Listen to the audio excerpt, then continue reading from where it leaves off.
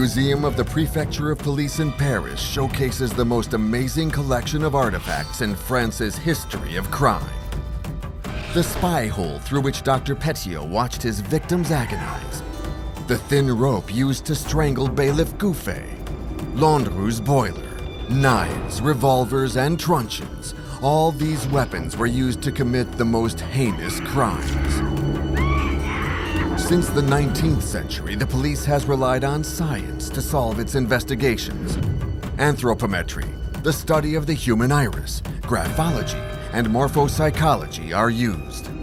Inside the museum's archives, the reports of the investigations, the transcripts of the interrogations, and the sketches of the crime scenes take us along the bloody trail of the most terrible murderers in history.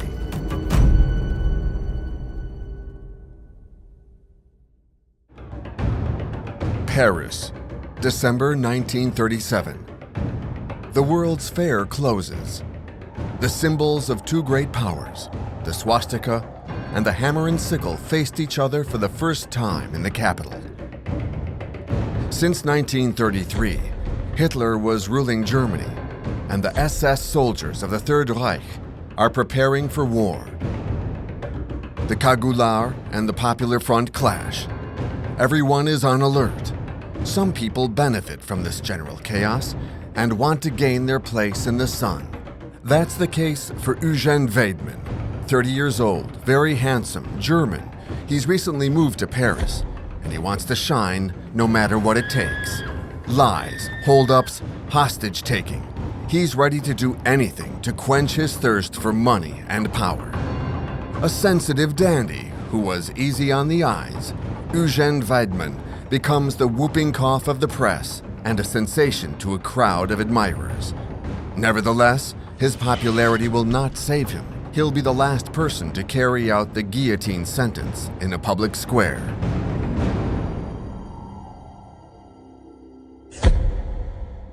It's 2:30 p.m. on this Wednesday, December 8th, 1937, at Celle Saint-Cloud in the Greater Paris area.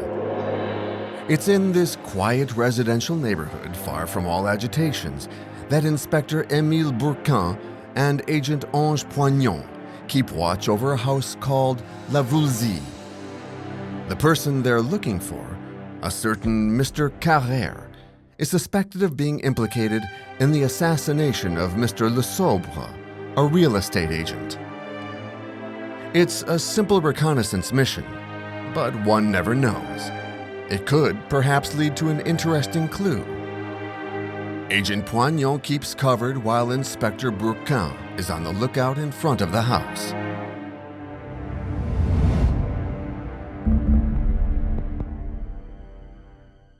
Ils regardent la maison et ils s'aperçoivent qu'il y a dans la cour de cette maison 2 voitures qui d'ailleurs ont toutes les 2 les mêmes immatriculations.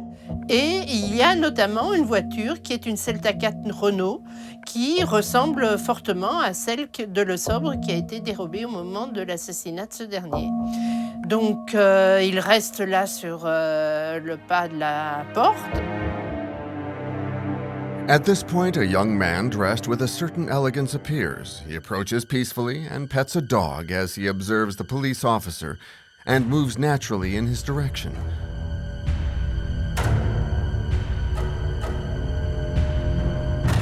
Upon reaching Inspector Bourquin, he asks him, "Are you looking for something?" "Mr. Carrère," retorts Bourquin. "It's I. How may I help you?" At that point, Agent Poignon, who was undercover, joins the 2 men. "We're tax officers. We're counting taxable people. May we enter your home?" Natural and smiling, Carrère, with a gesture of his hand, points them in the direction of the house. However, the 2 inspectors remain on their guard, as they are vulnerable to an attack. The house is small and narrow. Once they settle into the living room, Mr. Carrère asks them for their identification papers to prove they are indeed tax officials. Poignon, taken by surprise, brings out his police badge. The suspect does not react. Poignon in turn asks Carrère for his identification. Carrère thus puts his hand in his inside pocket and, smiling, pulls out a gun. "Here are my papers," he shouts, and he shoots at the inspectors. They fall on the couch. Poignon is slightly wounded on his left shoulder. Bourquin barely avoids a bullet that grazed the arch of his brow. In seconds, Carrère flipped from a calm man to a furious animal, struggling with an incredible energy. The inspectors do not manage to calm him down as he continues shooting. Alors d'un seul coup, il se retrouve effectivement pris dans quelque chose qui les dépasse complètement. Heureusement, un des policiers a la stature d'un rugbyman, donc il va plaquer Carrère, qui se défend vraiment comme un beau diable. Il va le plaquer au sol, mais ils ne sont pas armés, ils ne prennent jamais leurs armes avec eux et ils sont vraiment très embarrassés. As Carrère gets on top of them, Bourquin sees an upholsterer's hammer on a table. "Go!" shouts Poignon. "Hit him!" Poignon strikes Carrère in the head with all his might. After a few moments, the gunman drops his weapon and faints.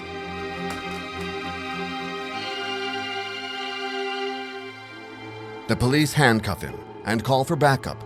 They've been extremely lucky. They're safe and unharmed. Carrère, stretched out on the couch, is inanimate, his face bloodied. He comes to his senses as the inspectors check him.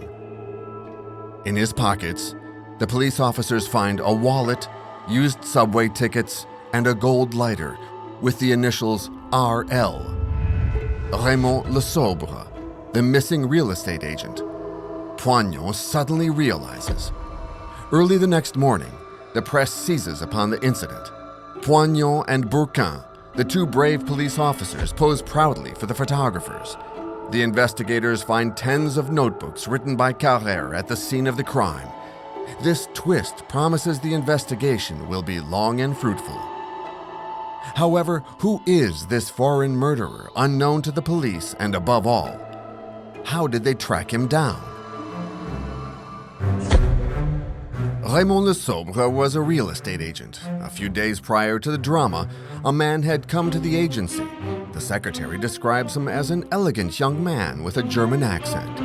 He left a calling card with the name Arthur Schott. A meeting had been set up with Le Sobre, who had found this customer inside his Renault Celta 4 a few days later.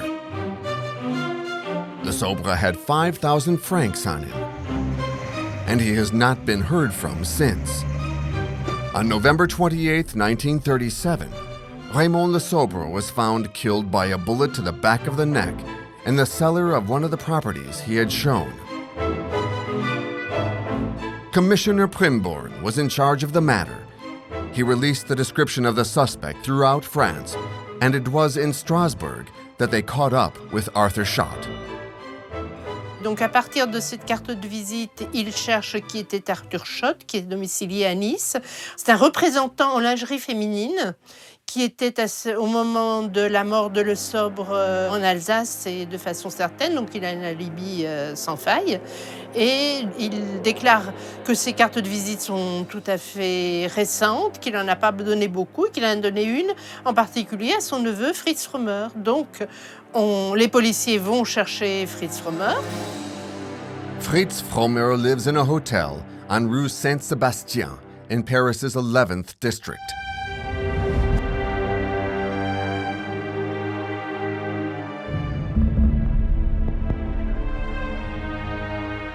La propriétaire dit « Ah oui, Frommer, non, je vois pas qui c'est. » Vous voyez, vous savez pas qui c'est, on m'a dit qu'il habitait ici. On veut juste savoir si monsieur, ça restera entre nous, si vous avez un monsieur Frommer. Alors là-dessus, elle dit oui, effectivement. Mais on a un petit problème, c'est que ça fait depuis maintenant une semaine qu'il devait revenir. Et il y a toutes ses affaires dans la chambre, il n'est pas revenu, il a disparu. Alors évidemment, on se pose la question, comment le retrouver? Elle dit, mais vous savez, il y a une personne que vous pouvez voir, c'est son oncle, il s'appelle Hugo Weber, et il habite à Paris. Allez le voir parce que lui, il voit souvent son neveu. La police se rend chez ce Weber. Weber dit, oui, mon neveu, bon, il a eu des problèmes avec la police, il a été incarcéré en prison en Allemagne pour des activités communistes. Il n'y a qu'une chose qui me vient à l'esprit, c'est qu'il voit souvent un dénommé Carrère, un Allemand, un beau mec, mais un type très très douteux. Frommer had met this Carrère during his detention in Germany. He'd been convicted of attempted kidnapping. Carrère, after serving his 5 years of prison, lived in the suburbs of Paris. in a bourgeois house in Celle-Saint-Cloud. He sold castles, rode in limousines, and was said to have changed his surname due to his criminal record. Fromer had become his private secretary. Commissioner Premborgne feels that Carrère could be a good lead for the investigation. He finds his address by contacting real estate agents in Les Yvelines. He lives in a house called La Voulzie in a residential neighborhood of Celle-Saint-Cloud. And thus he sends 2 police officers, Bourquin and Poignon, to carry out the inquiry. What follows is the epic arrest of Carrère on December 8, 1937, which, at the time, was on the front page of every newspaper. On lui soigne ses plaies qui sont en fait que superficielles. On lui met un bandage qui le fait ressembler, comme dira Jean Genet, à un aviateur blessé tombé dans les prés ou une religieuse. Et là, les policiers commencent à l'interroger. À ce moment-là, il se met à répondre en allemand en disant « Ich verstehe nichts ». Je ne comprends pas, donc ils sont un petit peu embarrassés. Heureusement, l'un des policiers, lui, parle l'allemand, donc va pouvoir l'interroger en allemand. The chief of police, Marcel Sicot, enters the office. Carrère is exhausted and hardly manages to open his eyes. Sicot shows him the 7.65 caliber gun he used to shoot at the police officers, which also corresponds to the weapon used in the Le Sobre murder. Do you recognize this weapon? The prisoner nods his head, yes. So, Carrère, this time you have crossed the line. You have murdered someone. My name is not Carrère. My name is Weidman, Eugène Weidman. Why fake an identity? You can't understand. Of course I can understand, insisted Sicot in a paternal voice. Free your conscience. It'll be good for you. Not tonight, Weidman answers. I beg you, tomorrow, I promise you.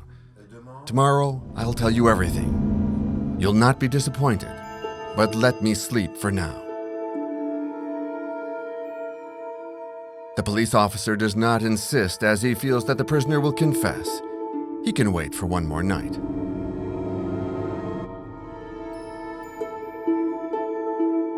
Weidman arrives the following day looking relaxed.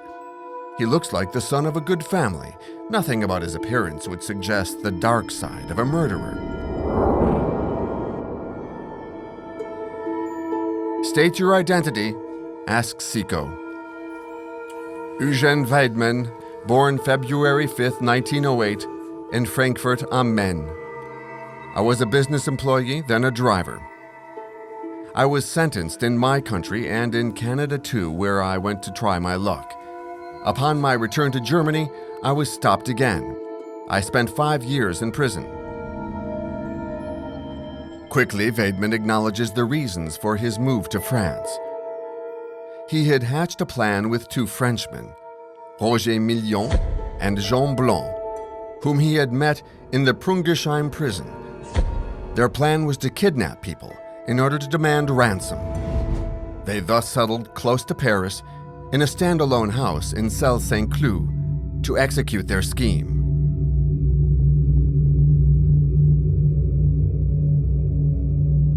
Sicot, who translated the interrogation into his notebook, passed the notes on to Premborgne. That's good, said the commissioner. Let's get back to the substance of the matter. Le Sobre. Why did you kill him? Accident. I didn't have any money. I had to pay my rent. I thought of an attack, and it was fate that decided the outcome. I was walking in the street in St. Cloud. The first shop I saw was a real estate agency, so I went in. Mr. Le Sobre showed me 3 villas. I told him that I would return once I made a decision. I'd drawn up a plan so that nobody would see me. I asked Le Sobre to pick me up at the station by car. I decided to kill him at my pleasure villa while he showed me the cellar. That's what happened. He entered first. I took out my Mauser, and I shot a bullet into the nape of his neck. At point blank, he dropped dead. I then took the 5,000 francs he had on him, plus his wallet, a lighter I found, and his set of keys. I left with his car, which I parked that very evening in my villa's yard, after having changed the license plates. Weidman is sweating as he twists his hands while groaning. Et puis, les inspecteurs de police, quand même, ont l'impression qu'il n'a pas tout dit. Mais ils n'arrivent pas à obtenir de lui plus d'informations dans un premier temps. Et finalement, ils ont l'idée de lui faire écrire ce qu'il a à dire et qu'il ne peut pas dire, parce que Eugène Weidman, à ce moment-là, dit « Oh, ma mère, ma pauvre mère », il s'effondre plus ou moins, ne pouvant pas en évoquer plus. Finally, he seizes the pen with a trembling hand and writes, Jean de Koven. The police officers look at each other, stunned. They expected anything but that. Et alors là, les inspecteurs de police sont complètement stupéfaits parce que c'était absolument pas ce à quoi ils s'attendaient. Pour eux, l'affaire de Koven, qui datait du mois de juillet précédent, était complètement obsolète et ils ne pensaient pas du tout arrêter l'assassin de Jean de Koven en même temps que l'assassin de Le Sobre. Jean de Koven was an American dancer who had come to Paris on holidays and disappeared in July 1937. The police searched for her for 2 months. She'd become acquainted with an elegant young man in a hotel on Boulevard Haussmann. She had, according to witnesses, left with him and never reappeared. The kidnapper demanded only 500 francs in ransom, but that did not lead to anything, and the inspectors wrote her off as a mere runaway.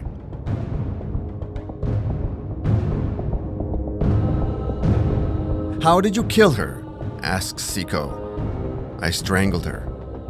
Why? It went wrong. I had taken her to La Voulzy. She was charmed and excited. She had no idea that I was planning on kidnapping her. We discussed dancing and ballet. I slipped her some chloral, a powerful sedative. She fell asleep. Exhausted, I too dozed off. But she woke up during the night and tried to flee. She took my gun from my jacket. I threw myself on her. We fought on the bed, and I strangled her.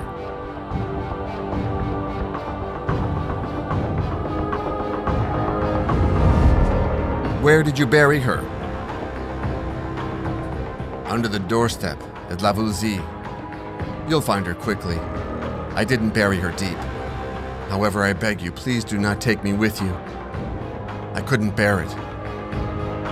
The police officers have never met such a sensitive killer. Weidman continued to write down the names of his victims. Koufi, a chauffeur, killed by a bullet in the nape of his neck and left on a road near Orléans. Leblond, a business manager, killed in the company of Roger Millon and left in his car in a street in Neuilly. Fromer, one of his friends, also killed by a bullet to the nape of the neck, whom he had buried in the cellar of La Voulzy. And that's all, said a relieved Weidman. And with Le Sobre, that makes 5, pointed out Sicot.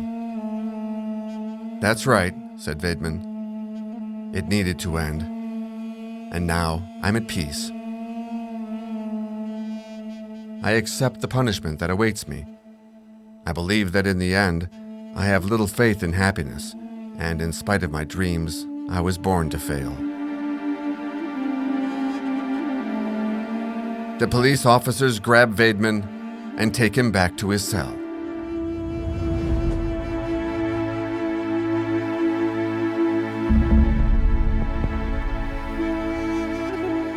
Et donc les policiers, tout de suite, ont affaire à quelqu'un qui avoue tout, sans difficulté, qui est serviable, aimable, qui n'est pas du tout quelqu'un qui va les insulter, qui va vouloir nier des réalités.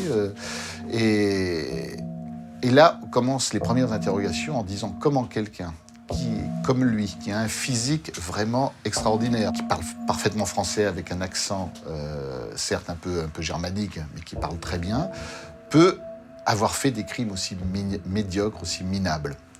Et c'est là où on commence à douter, en disant c'est pas possible, il y a d'autres raisons. The day after his admissions, the press is effervescent. People wonder about this elegant murderer. There are many theories. Is he a Nazi spy? A terrorist? What was he doing in France? Who are his accomplices? Are there other victims? Was he insane? Did he kill for money? It's true that the political context of the 30s in France was difficult. The disintegration of the Popular Front, the terrorist attacks by the Cagoule, the Third Reich in Germany, and the rise of Nazism. Hitler had been in power since 1933, and Germans were increasingly present in France.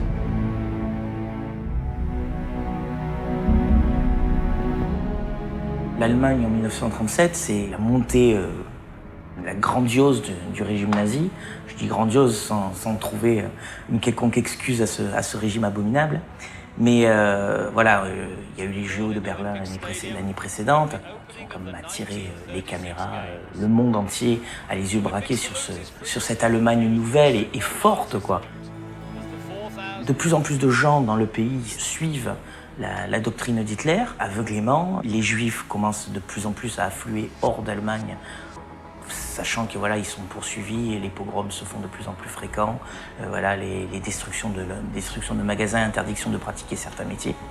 On en est vraiment au balbutiement de l'horreur qui va se révéler pendant la Seconde Guerre mondiale.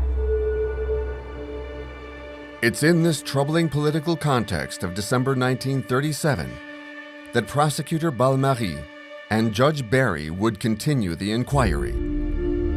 Both are anxious to know the psychology of the killer. Is he a small hoodlum who became a murderer out of necessity? A psychopath? Or perhaps even a German spy? How could this son of a good family become a dangerous criminal? The interrogations with Eugene Weidmann will be a determining factor for discovering the hidden face of the killer.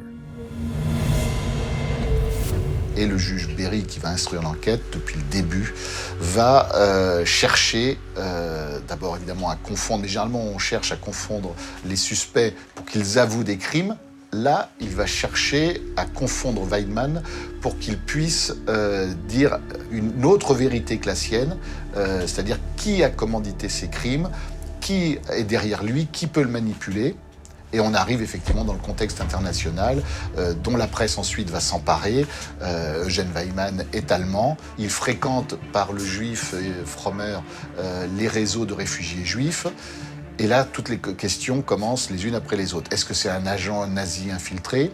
Est-ce qu'au contraire, il est au service ou manipulé par les réseaux clandestins d'opposants au régime nazi et on ne comprend pas, et on n'arrive pas à relier ces crimes. On ne peut pas admettre qu'on tue des gens qui n'ont rien à voir les uns avec les autres, parfois même des petites gens, dans le seul but de prendre ce qu'ils ont sur eux. Eugene Weidmann was born in 1908. Il faut dire une chose, c'est que le petit est particulièrement beau. Il est gracieux. On dit qu'une fée s'est penchée sur son berceau. Malheureusement, il va s'avérer que la fée était plutôt une carabosse et qu'elle avait des bien noirs dessins. The first years of his life, cherished by his parents in a comfortable home, quickly turned into a nightmare. In 1914, his father is mobilized with the Kaiser's army. His mother, who had no option but to work, decides to have her parents take care of Eugene at their home in Cologne when he is only 5 years old. They are fervent Catholics who regularly take him to church. From this time forward, Weidmann remembers sadness and worry. He misses his mother. He craves affection and attention, something his grandparents don't give him. To escape his boredom that increasingly overtakes him, he begins to steal from those around him. Dès l'âge de 5 ans, ça commence. C'est-à-dire que tous ces gens qui viennent, voisins, parents, amis, quand ils repartent de chez les Weidmann, une fois rentrés chez eux, s'aperçoivent qu'on leur a fait les poches ou les sacs des dames. Quand ils viennent avec des enfants, par exemple, ce n'est pas rare que les gosses reviennent avec le nez, les yeux rougis et des bleus partout. Les gosses disant que c'est en s'amusant dans la chambre, qu'ils se sont fait ça eux-mêmes. Au bout d'un moment, des soupçons se font. Même chose à l'école. Les professeurs commencent à se rendre compte que beaucoup d'affaires disparaissent, que les cartables sont pillés souvent. Et c'est toujours en présence de ce petit Eugène, si beau, à qui on fait une telle confiance et qui a une personnalité très retors, mais très sympathique. Soon, Fanny, his mother, realizes what's going on and sends him to reform school. He stayed a full year at the Schloss Dern Reformatory close to Limburg. Upon leaving, he became even more twisted and completely lacked scruples.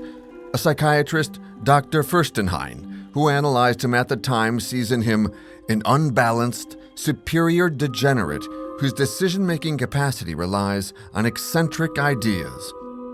He's deeply self-centered and lacks sensitivity. Eugène, however, is far from being insensitive. Quite to the contrary, the misery of his country shocks him deeply. With inflation plus the devastation of war, the population is in ruins.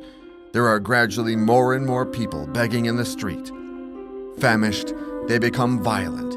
He matures amid daydreams and reading. Goethe and Schiller are his favorite authors. He said, "I spent the hours reading, but today I understand that it was to flee the mediocrity of my everyday life, which only brought me disappointment and resentment." Donc il va se forger une véritable culture. Et les récits qu'il passionne, c'est surtout des récits d'aventure avec Stevenson, Jack London, H.G. Wells. Et il va se trouver sa place dans ces lectures dans tout ce qu'il y a de négatif. C'est-à-dire qu'au lieu de choisir le héros, il va toujours prendre le côté noir de ces héros. Comme il dit, ils étaient comme moi, ils étaient tous à deux visages. Et il va se forger une conception de la vie qui va être une conception négative. C'est-à-dire que tous ces vieux démons vont arriver, il va se dire que s'il réussit, c'est par les entourloupes et les mauvais coups. By the time he was 18, Eugène, ambitious and utopian, dreamt of leaving Germany to settle in the United States. After some hesitation, his mother accepts his departure. She thinks that confronting the adult life might be good for him. However, he could not obtain a visa for the USA, so he decided to live in Canada with the Catholic Immigration Service. He would stay there for 2 years. Martin Komstedt, a rich farmer, employs him and takes a liking to him. Alors, il est bien au Canada, d'abord, tant qu'il est dans des familles où il est bien encadré. Il le dit lui-même, quand il se sent dans des familles structurées, où on fait la prière chaque soir, où il y a des rites d'organisation de vie. Mais son séjour dans la première ferme sera entrecoupé par une mésaventure qui est une hospitalisation pour une pneumonie. Et depuis cette hospitalisation, il ne sera plus le même. Le temps qu'il a passé à l'hôpital, manifestement, a changé quelque chose dans sa personnalité. Il a perdu le cadre de vie dans lequel il était et il est repris par ses vieux démons et il repart dans ses larcins. Martin Komstedt trusted him, but Eugène steals money from him. In 1928, he's arrested and convicted of theft, and also for printing and issuing counterfeit money in Winnipeg. He spends 3 months in prison. While in prison, he's fascinated by the story of the famous hold-up man, John Dillinger, whom he hears about from his fellow inmates. He'd also learn about kidnapping and ransom demand techniques called snatch racket in the United States.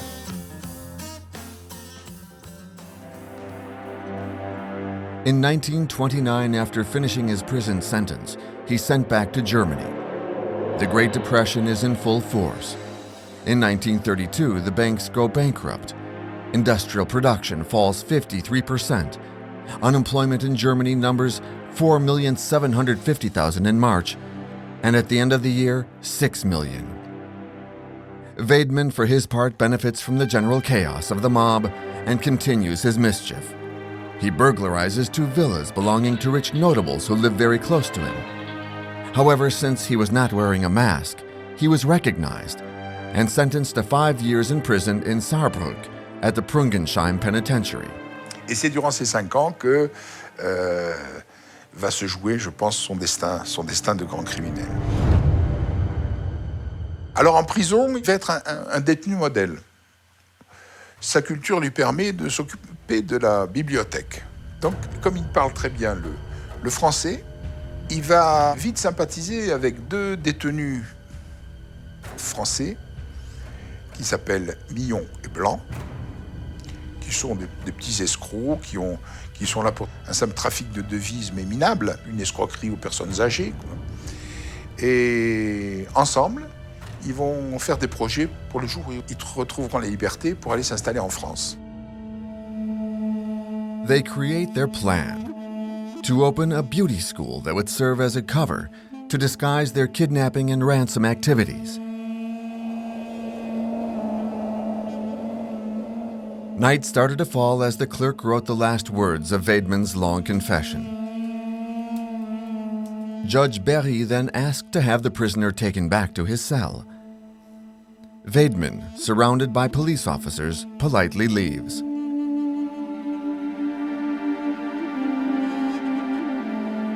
What a mysterious personality, says Judge Berry. You really get the feeling that he's possessed by 2 distinct beings, Jekyll and Hyde.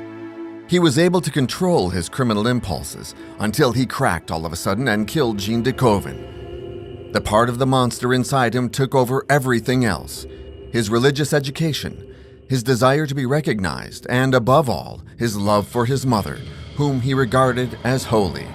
Something went wrong in him, creating a sort of automatic criminal impulse. And then killing became banal. Eugène Weidmann, à ce moment-là, a dit lui-même « J'ai découvert à cet instant-là que tuer n'était pas difficile ».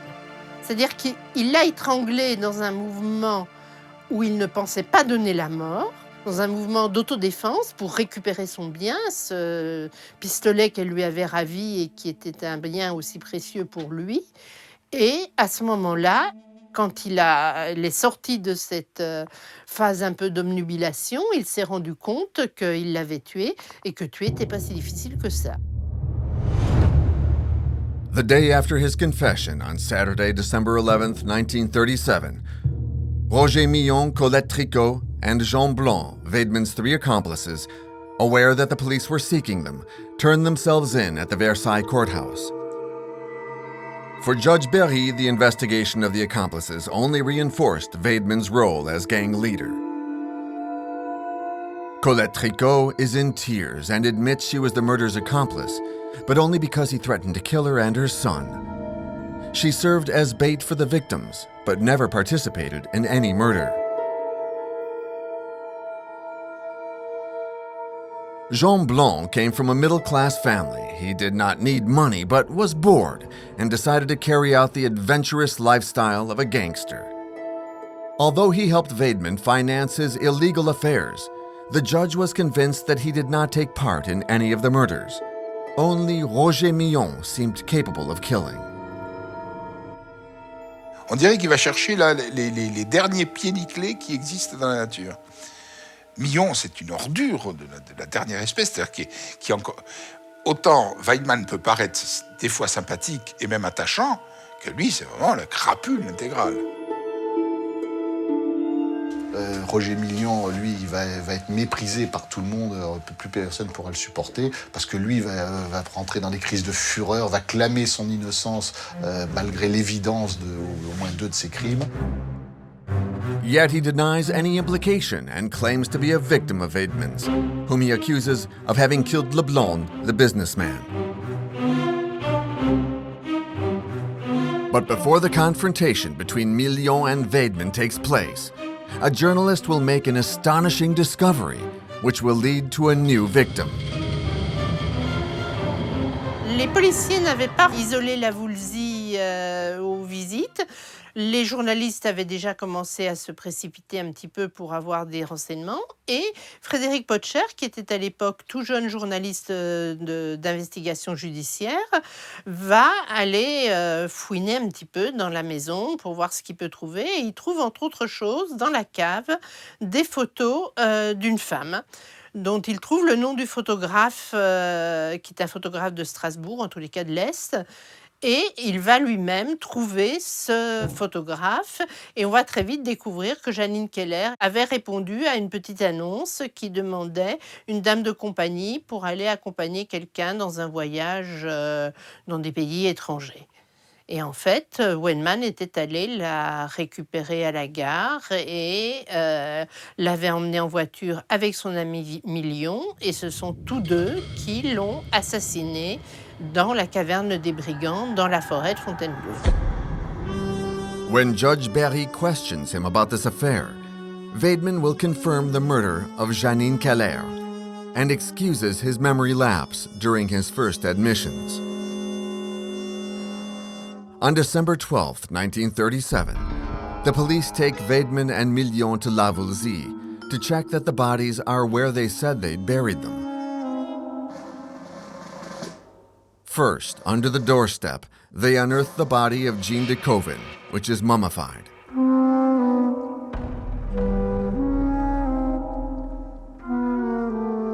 In the cellar, Fromer's body.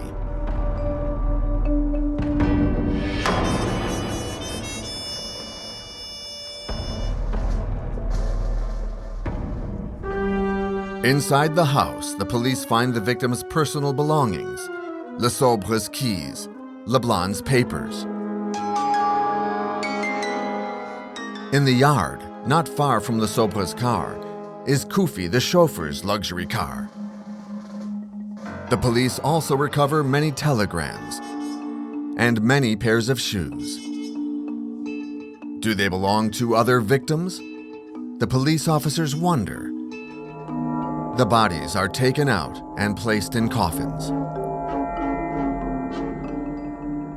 Finally, the search party turns into a full funeral procession of cars, journalists, police officers, and gawkers going to the brigand's cellar to find the poor body of Janine Keller. The impressive crowd of investigators, lawyers, and journalists escorts the killer and his accomplice. Il faut savoir que lorsqu'ils reviennent donc pour la reconstitution avec le juge, les policiers et tout, se vend à l'entrée de cette caverne des cartes postales, parce que cette caverne s'appelle la caverne des brigands à cause de Tissier et sa bande sous Louis XV qui avaient trouvé refuge, mais que sur les cartes postales, on dit dans cette caverne, Tissier et sa bande se sont réfugiés et le grand criminel Eugène Weidman a commis un de ses crimes les plus crapuleux.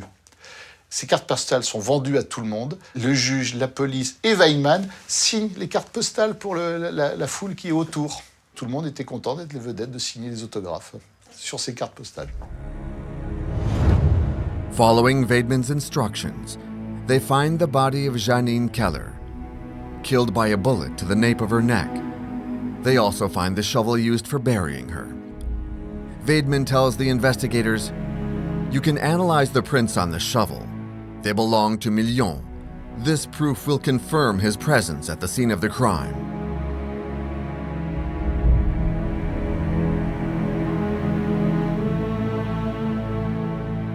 Back from La Woolsey, the investigators analyze Weidman's and Million's notebook.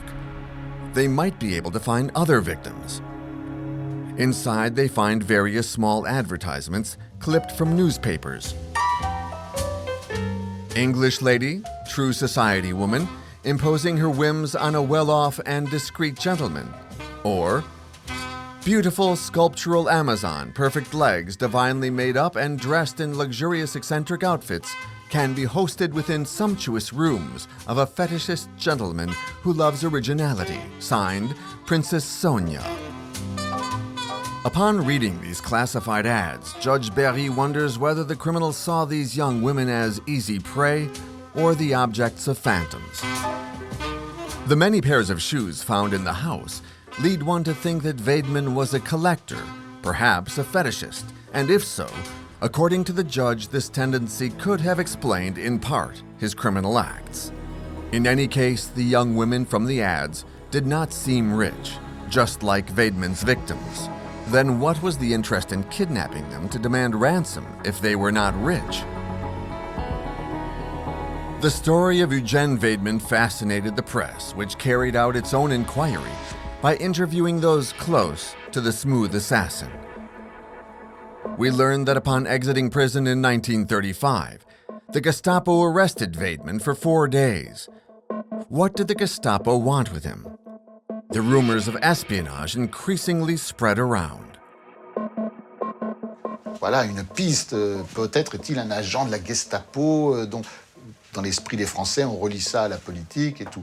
Et lui expliquera que c'est la procédure. À chaque fois qu'un détenu est relâché d'une prison allemande, il est interrogé par les services de la police criminelle allemande, qui veulent avoir des renseignements sur l'état d'esprit dans les prisons, s'il a des choses à dire sur ses co-détenus, effectivement pour prévenir d'autres crimes, des tentatives d'évasion et autres. C'est une procédure tout à fait habituelle, donc qui n'est pas, c'est une piste qui tourne court. On sait bien que la Gestapo n'a rien à voir, mais c'est relancé aussi quand des témoignages de réfugiés vont dire oui mais attendez, on passe pas la frontière allemande et française comme ça. Si on n'est pas en règle, et Weidman est venu comme réfugié, il est parti d'Allemagne sans autorisation, il n'avait pas de visa ni rien, c'est forcément qu'on est aidé. On ne peut pas traverser une frontière aussi stricte que la frontière franco-allemande comme ça. Weidman expliquera qu'il a couru, qu'il s'est jeté dans les fossés, qu'il ait réussi à passer. Oui, pourquoi pas, ça arrive. A priori, ça a dû arriver avec Weidman. Mais à chaque fois, vous voyez, on veut toujours ramener ça sans arrêt à un contexte politique parce qu'on veut trouver des raisons à tout ce qu'il a fait. What strikes Judge Berry is the contrast between Weidman's ambitions and the pathetic acts he committed. How could such an organized man, who created several identities for himself, Carrère, Mr. de Massy, Mr. Brown, mess up every shot he had? He only kills for a few $100. The big American-style bandit who intrigues the press so much is in fact just a little sordid criminal. À chaque fois, sur tous les gens que Eugene Weidman va tuer, il va leur faire les poches, comme les détrousseurs de cadavres, après une bataille, vont faire les poches des cadavres. Et lorsqu'il va avoir assassiné l'agent immobilier, il va prendre ses chaussures et ses bretelles. Et immédiatement, il vient de le tuer, il change ses propres paires de bretelles parce qu'elles sont usées. C'est quand même pas le grand butin, quoi. After more than 1 year of investigation, on March 6, 1939, the foursome appears before the criminal court of Versailles. Weidman is defended by Maître René Jardin, Maître Raoul, president of the bar, and Maître Vincent de Moreau-Giaferi.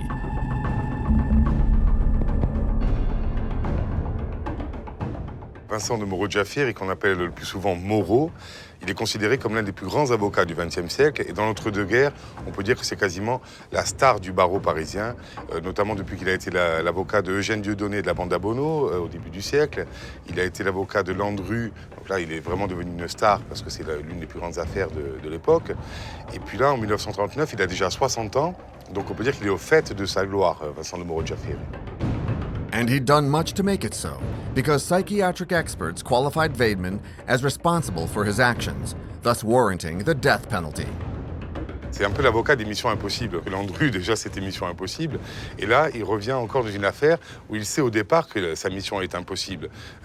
Eugene Weidman, non seulement il a avoué ses crimes, il ne parle pas, il ne veut pas expliquer ses crimes, et puis il dit lui-même qu'il veut être condamné à mort. Et ça, c'est parfait pour Vincent de Moreau-Giaferi, puisque lorsqu'il le dit lui-même, la tâche d'un avocat n'est jamais aussi noble que lorsque la mission s'avère impossible, parce qu'il est le dernier rempart face à une société qui accuse un criminel, et évidemment on voudrait l'envoyer à l'échafaud sans procès, toujours un grand criminel comme ça, et lui il se pose comme le rempart de la justice. Donc là il dit lui-même, je mesure l'importance de ma tâche, puisque toutes les forces de la société accusent mon client, et lui-même reconnaît ses crimes, mais moi je vais vous expliquer pourquoi il ne faut pas le condamner à mort. The first days of the trial proceed with various testimonies of the victims' families in tears. The charge is heavy, and so is the atmosphere. Million continues to claim innocence. Weidmann refuses to say he killed his friend Fromer. The disastrous result of this trial is not lost on anyone. Yet Vincent de Moreau-Giaferi believes that he can save his client. Il se lance dans une grande diatribe d'abord contre la peine de mort en expliquant que si elle a tué le criminel, elle ne tue jamais le crime. Il explique aussi pourquoi c'est impossible de le condamner à mort. Parce que pour lui, il est anormal. Il y a eu des expertises psychiatriques qui ont dit que Weidmann n'était pas fou, mais il dit, si vous voulez, il n'est pas fou, mais il est au moins anormal. Et l'anormal, celui qui est dangereux pour la société, il faut l'écarter de la société, il faut l'emprisonner, on peut le museler, mais en aucun cas le tuer. C'est pas possible. Dans une société avancée, on ne peut pas le tuer. Alors, la première chose, il explique que Weidmann est allemand, qu'il a grandi dans un climat particulier en Allemagne, dans le contexte de la guerre de 14-18. Ensuite, il a grandi toute son adolescence et sa jeunesse dans l'Allemagne nazie. D'ailleurs, ses parents sont nazis. Et Vincent de Moreau-Giaferi prend d'abord des précautions en expliquant qu'il n'a rien contre le peuple allemand. Je rappelle qu'on est en mars 1939. La Tchécoslovaquie vient d'être envahie par l'Allemagne nazie. Donc, il va prendre cet exemple sans citer les nazis, mais en expliquant que les Allemands, même s'ils aiment le peuple allemand, ont toujours été un peuple qui a agi par la force et qui s'est toujours servi là où il voulait se servir.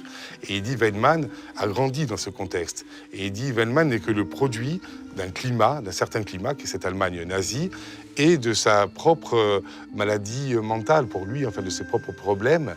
Et ce mélange a créé ce grand criminel. Moreau-Giaferi's speech for the defense kept the jury and the public in suspense for 4 hours. However, would it save Weidmann's head?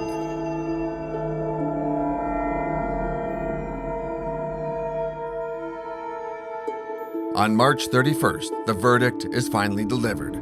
Lenient on the one hand, Colette Tricot is acquitted. Jean Blanc gets 20 months in prison, but the jury did not forgive the crimes committed by Million and Weidmann, for whom the death penalty is handed down. Weidmann is impassive, but Million howls and faints. In prison, Weidmann is yet again an exemplary prisoner. He spends his time writing his memoirs to René Jardin, his lawyer. He turns to God, and when his mother comes to visit him, they pray together. He writes a letter to Maître de Moreau-Giaferi, his lawyer, to thank him for his plea, as well as a letter to the President of France with the goal of clearing Roger Million's name. On June 16, 1939, President Albert Lebrun commutes Roger Million's death sentence to life in prison. But for Weidmann, the guillotine awaits. On June 17, 1939, Weidmann will be guillotined before the entrance of the Versailles prison by the executioner Jules-Henri de Fourneau.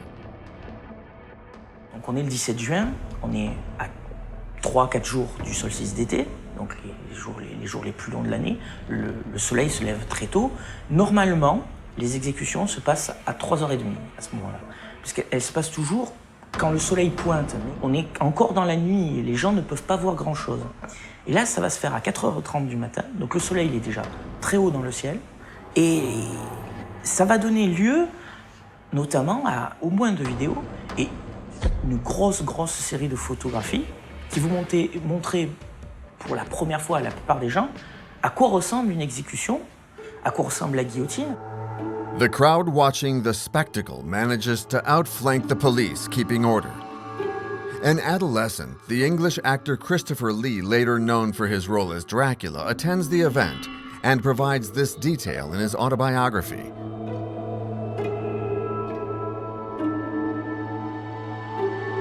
Finally, a dignified Eugène Weidmann appears before the guillotine. Weidmann, donc le 17 juin 1939, le dernier jour de son existence, et ce n'est pas une personne inquiète, on va dire. Il va aller à sa mort, comme on dit, courageusement. C'est un terme qui est assez galvaudé, qui est utilisé souvent par la presse, pour dire qu'il y allait sans rechigner, sans traîner des pieds. In just a matter of seconds, Jules-Henri de Fourneau, the executioner, pushes Weidmann down and activates the blade. Everything takes place very quickly. The horror is such that there are even reports of hysterical women plunging handkerchiefs into the assassin's blood flowing from the guillotine. Mais ça a été volontairement exagéré et monté en épingle pour rendre la chose encore plus affreuse et donc faciliter l'interdiction. Parce qu'il faut quand même se dire qu'il y a quand même une seule semaine qui s'écoule entre l'exécution et l'abolition des exécutions publiques en France. The government takes notice of disorders like these, and on June 24th, Prime Minister Édouard Daladier issued a decree banning executions in public. After the Weidmann execution spectacle, those sentenced to death would be guillotined within prison walls, sheltered from the view of the crowd.